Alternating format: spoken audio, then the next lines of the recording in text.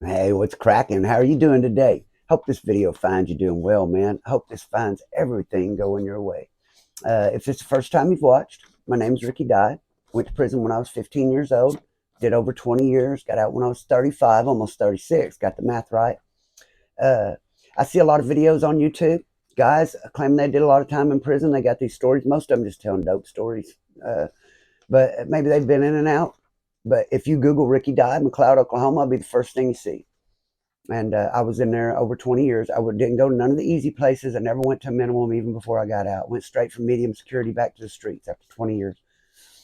I turned 19 in maximum security. So every story I tell is absolutely true. It's the real deal if you want to know what happens to kids when they go to prison. If you have any questions, you can jump in the comments and ask. I've answered every one of them. You can go further than that. You can friend me on Facebook, send me a message on Messenger, and I'll answer anything you want to ask me. I'm an open book, and I'm writing a book. But this is where I begin on these YouTube, making videos, trying to reach out to some young people or any people that are considering making a mistake that will change their life for the worse for the rest of their life. If you think that your life is bad, then I ask you to watch some of my videos and then think, is your life really that bad? If there's anybody who can ball up and say, my life's bad, it sucks, this has happened to me and that's happened to me, and I'm just going to give up. Well, that guy's me. But I absolutely refuse to. And I'm happy.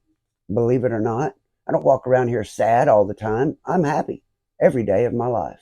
And I do have my down times and my days when I'm aggravated like everyone else. But I just think back on all the bad things that happened to me and all the things that could be bad again and how good things really are when you stop and think about it. And that changes my mind. And helping make these videos really helps keep me positive because I can't get on here and tell you about it if I am not living it myself. Today I'm going to tell you a story. I'm going to get away from my story just a minute. I'll jump back to it one of my next video. But today I want to tell you a story about a guy who walked around pissed off and angry all the time in prison. And he was damn near mean enough to do it. And I want to tell you that story and about your frame of mind and your perception. We're going to get back to that in a minute. So for me, this is a really pretty important video. And I would really like for you to listen to the whole thing and take something away from it. So this happened when I was at Lexington, and it was between two black guys. And one guy, his name is Keith, and he is buffed. Keith is between 6 foot and 6'1", so he's not really tall. You know, like where you see these guys, some guys that are just huge. They're really tall, they're really big all over. Well, this guy, he's only 6 foot, 6'1", but man, he is yoked. I mean, he is so buffed up. He looks like he should be in a magazine somewhere or something. And everyone in the day room, and on top of that, we call them nuts in prison. People who are off a little mentally. You know, he takes medication. A lot of people go up there and they get these psychotropics. They get a Seroquel and Thorazine. When they take this Thorazine, you can tell because you see them out there just walking back and forth in the day room in the same spot with this weird kind of gait to their walk. And we call it the Thorazine shuffle. And you can tell when someone's on it. There's no ifs, ands, or buts if they're taking Thorazine. You know it. And some of the other stuff, Seroquel, Cinequan, you got to be careful taking that because in prison they give you really high doses. They put me on Elavil one time, and the max dosage you can have that is 150 in the morning and 150 at night. But they were giving me 300 in the morning and 300 at night. It was a lethal dose. They were trying to keep me where I wouldn't get in fights, and I was easy to handle. And they were giving me a lethal dose of Elavil every day for over a year, and I didn't know it. And one day I went to visit my mom, and I took my medicine. I was just sitting there out of it. She couldn't get nothing out of me, and I didn't care about anything. And she made me give her my word I'd quit taking that medicine. And I did. But, man, because if I give my mom my word, I keep it, period. No matter what. No matter how hard it is for me. No matter if it kills me, keep my word to my mama. She make me say, look me in the eye and give me your word. She knows that I'm telling the truth, and I won't lie to her. I look her in the eye, give her my word. She knows I won't break it. So she made me give her my word, and I quit taking it, but I didn't sleep for most of a week, and I had a terrible mood swings for a long time. So they'll put you on medicine to try to control you in prison. But so Keith, he was taking that stuff, and you could tell he was, but he was angry all the time. Keith was always mad and angry, walked around angry all the time. Everyone knew Keith was angry, and everyone tried to stay away from him, the whites and the blacks. Keep in mind, we're in a medium security prison. There's a lot of tough people. Other people in there are pretty rough too, man, but Everyone's trying to stay out of Keith's way. Excuse me, that allergies kill me. So, I mean, if Keith's going to the microwave, people won't even go to the microwave while Keith's at the microwave. If he's at the ice machine, people will wait to go to the ice machine because no one wants to get into it with Keith. And they know they're going to. Like, and he has the job. He does the job as the run man on the top run. So he sweeps and mops that top run. And he does it all the time. Most people do it in the morning at night. Keith, he's out there working on the run all the time. And if he's mopped and you walk on it, he's gonna whoop you for that. Or at least he's gonna fight you. You know, that's all there is to it. No one's wanting to fight him. At this point, no one has tried to fight Keith. He's got such an attitude and so much size to him. People are afraid to even try him. He's so far, everyone's just stayed out of his way. So then they moved this guy up on the run, and he's a Crip, but he really didn't do a lot, and he didn't run with the gang members a lot and stuff. He pretty much stayed to himself. He had been a college athlete, and he was big, 6'3", 6'4", you know, weighed around 250. He was a college athlete. And, you know, he just didn't look like everyone else in prison. You could tell he was different, just like you could tell those guys are different when you see them on the court of the field. They're just a lot bigger than normal people. And they moved him up there on the run, and Keith had just mopped. And Keith is used to walking around with this attitude that he's mad people are staying out of his way. He knows everybody's staying out of his way. He's learned to use that. I'm walking around, I'm a bull in a china factory, everybody stay out of my way. And what happens when you do that all the time, and on top of it, when it's reinforced by other people being afraid of you or timid of you, you're walking around mad and other people react to it. And you see them react to it, that they don't want to get into it with you. That feeds it even more. So what happens is you begin to tell yourself how tough you are, how mean you are, how angry you are. I'm going to do this if they do that. I'm going to do this. If they get on my floor, I'm going to hit them in the head. If they do this, I'm going to hit them in the head. You are talking yourself in to getting in a fight with the first person you are able to. The first person that gives you any little inclination. You're talking yourself into it, whether you realize it or not, by getting up every morning telling yourself that you're going to do this or you're going to do that. If you walk around telling yourself, if somebody does this, I'm going to hit them in the mouth. Somebody does that, I'm going to hit them in the mouth. Guess what? Sooner or later, you're going to hit somebody in the mouth. I tell you that all the time. You could talk yourself into anything. So they moved Derek up there, and he wasn't hip to Keith. He hadn't been in the day room but a couple days. And he comes in from Votech at lunch, and Keith, no one mops the floor at lunchtime because they're going to have, people are going to be coming and going from Votech, going to eat in the chow hall, coming back, getting stuff out of their cell. It's count time at 12:30. Keith go up there and mop the top run at 12 o'clock and dare anybody to walk on it. Have people standing on the stairs waiting on his floor to dry. And when he sees people standing over on the stairs waiting on the floor to dry, that makes him feel even tougher, man. So here comes Derek. He ain't been on the day room but a couple of days, and he ain't scared of nobody, man. This dude walks around like there's not even shit going around him. He's got his own little world, and he ain't thinking about nobody else. He ain't worried about Derek and nobody else. He don't feel like anyone's a threat to him, I'm sure. So, because all the other Crips, they looked up to this dude, and he's bigger than everyone. He had no fear of no one. I'm sure he was not the least bit afraid of Keith. So he just comes up and goes on over there to his cell, but the floor is wet a little bit. And Keith, hey, start some shit with him. All Derek says is, I'm not one of these other motherfuckers around here. You better think about who you're talking to. Excuse my language, but I'm just repeating what was said. Remember that when I tell my stories, I tell it the way it happened with my memory. So when I'm sitting here telling you, it's the reason it all comes so fast and normal, because I'm not making it up. It's something that happened. I'm just remembering it, telling it the way I remember. I heard Derek said, I lived in the day room. I'm seeing all this happen. I'm not telling you a story I heard about. I was in the day room when all this happened. I was there when they got in the argument, and I was there when he hit him in the head. So I'm fixing to tell you that. So Derek tells him, better go on, not one of these others, blah, blah, blah. Well, Keith, evidently, even though he has convinced himself how tough he is, it's a little area of going much further with Derek, evidently, in that situation. So he don't say nothing else to Derek. Derek don't say nothing else to him. Just, you better think about who you're talking to, blah, blah. I'm not one of these other clowns. That was all that was said.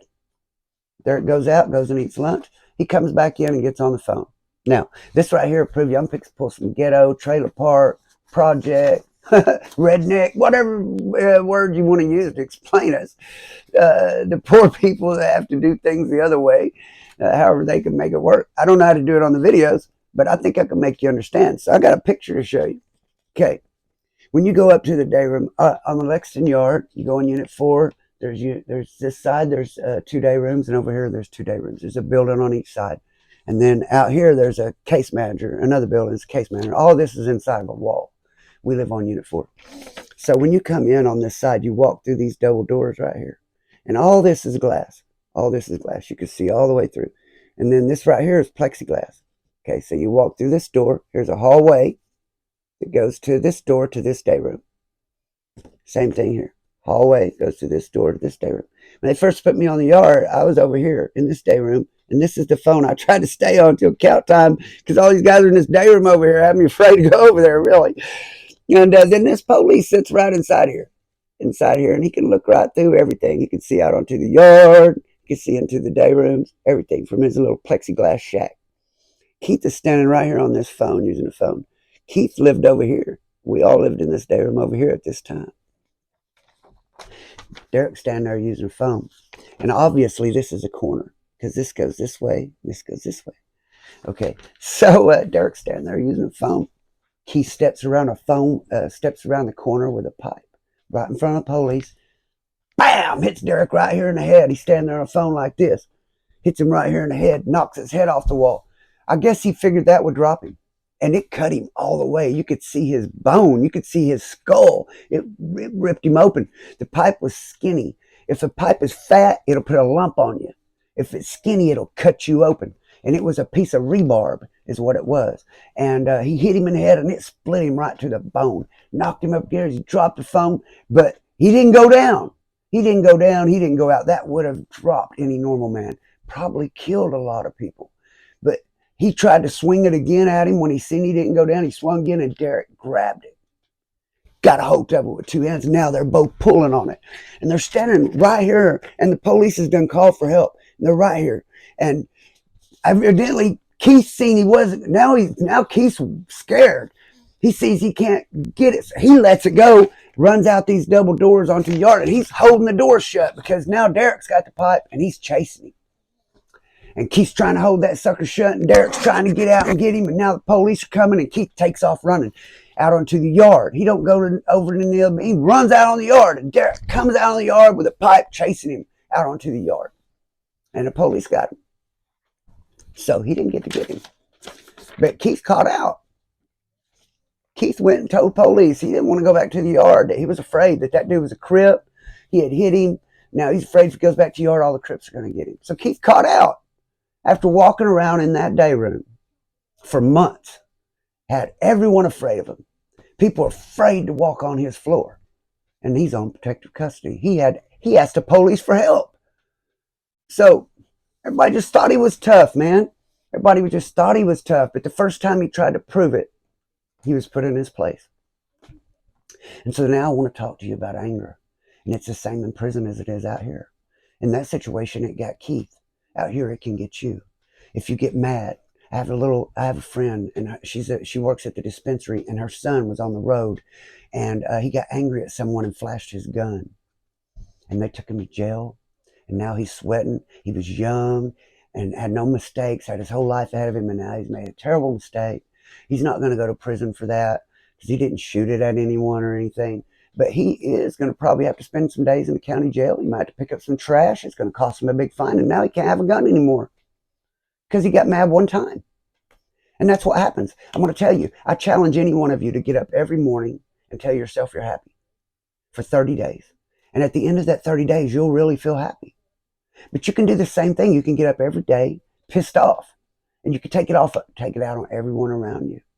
And before long, you'll be angry all the time. You'll stay angry. It won't leave you. You'll always be mad. I was that way when I got out. And at first, the day I got out, I was so happy. I had nothing happier than I ever been in my whole life. But a little time goes by, and I look at this guy over here, and I think that guy's 19, 20 years old. He's got this nice car. It's a nice truck. And here I am over here. I can't even hardly keep this running. I have nothing. All these people's got money in their pockets. None of them have to struggle for anything. Why don't I have anything? When I was in prison for so long, I used to lay in bed at night dreaming about what it would be like if I got out. I would have to quit thinking about it because it would get me too excited and too upset to not think about it. But all my dreams of what it was going to be like, I thought it was like, I felt like I was waiting to go to heaven, like a Christian waits to go to heaven. Once I pass away and go to heaven, everything's going to be great. Thought if I could just get out, everything's going to be great. And then I got out here and things are so hard. I can't get a decent job. I can't make no money. I'm always without. I'm always struggling for everything I get.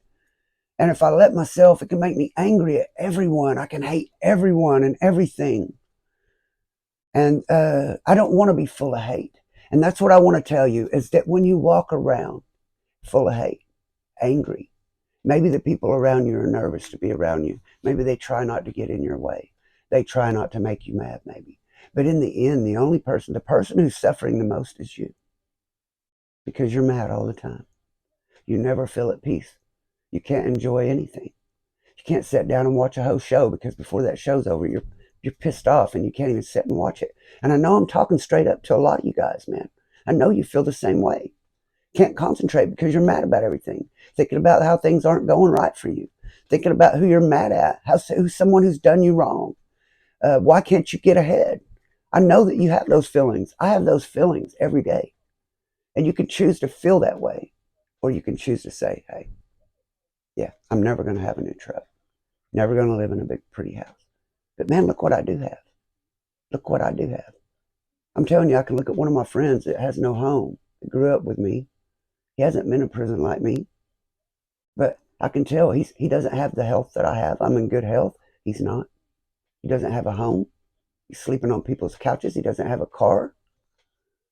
And my life is so much better than his. And I wish that his life was better. If they would tell me right now, we'll put you back in prison, solitary confinement for the rest of your life, feed you shit. It's going to be terrible. We're going to torture you. But everybody else in the world, they'll have everything they need. I'd say lock me up immediately. Begin with that, I want to get to something. There's a guy's channel I want to recommend to you. Aussie Prison Stories. This guy tells prison stories. He went to prison in Australia. He was in and out of jail. He didn't do the much time as I did at one time, but he's been in and out all his life, and he had a major drug problem, and it's caused him a lot of health problems. But this dude, you would think that he would be down on the world, but he has a heart of gold, man. He helped me on my first live. He's helped me, give me information on things that I didn't know. And this is one of those guys who will help you if he doesn't know you, even if it will cause him pain. Most people won't help you, even if it takes a few seconds of their time. You know that when you go into a store, people don't hold the door for you, let it shut in your face. They didn't have a couple seconds for you, man. They don't care if you're alive or dead, sick or well, hurt or not. But some people, a few people you run into this world, genuinely have good hearts and will help you. And his channel is Aussie Prison Stories. And just for the simple fact of how good his heart is, I feel is enough to support him. So if you would subscribe to the channel, you don't have to watch every video if you don't have time, but give him a subscribe. Check him out, man. He has as good a heart as you can find. Also, there's Harvey Talks Prison. He did 24 years in prison, or 28. I think it's 28 years in prison. He was in there most of his life. He was in Missouri, so it's a different state, and you see what it was like there. I've watched videos from everyone from California, Missouri, Australia. I don't think anyone's, from what I've heard, I think Oklahoma's got some of the worst prisons there are. Maybe not in third world countries, but as far as, first world country, I think that Oklahoma's about as rough as it gets. It's terrible. Heard a guy say that he was in California and he had a charge for endangering a minor, but it was a misdemeanor because no one was hurt. It was just he was throwing a fit around them. So I agree with him that there's no reason anyone should attack him for that. The way he raises kids is, as long as he doesn't cause them trauma. He had gotten an argument with his old lady, and they said that it upset the kids because they saw it, basically, is what he says. But in prison in Oklahoma, you don't get to explain shit. If there's anything about an underage anybody, you're getting smashed. You don't get to explain your story, period. So you don't get to explain it like he did over there. California, they let him explain it. Everybody decides it's all right. You don't explain shit in Oklahoma. Anything says underage, you're out. That's it. Getting beat out. Can't stay here. So if you would, give those two guys a look. Give them a subscribe. And if you don't have time to watch all the channels, man, just give them a subscribe to help them out. If you haven't subscribed to my channel, please help me out. Hit my subscribe button. Shit. Friend me on Facebook. Follow me on Twitter. Join me on Discord. And with that, I'm gonna catch out. I want you guys to not catch out. I would never catch out. I'm going to catch you later. Uh, I will catch you guys in the next one. When I get back to my story. Uh, I want to say thank you for everyone who participated in the lives. And the ones of you who couldn't participate, who have work, family, and everything, I totally understand. Thank you guys for supporting me anyway. So with that, may God bless, keep and protect you and yours. Peace out.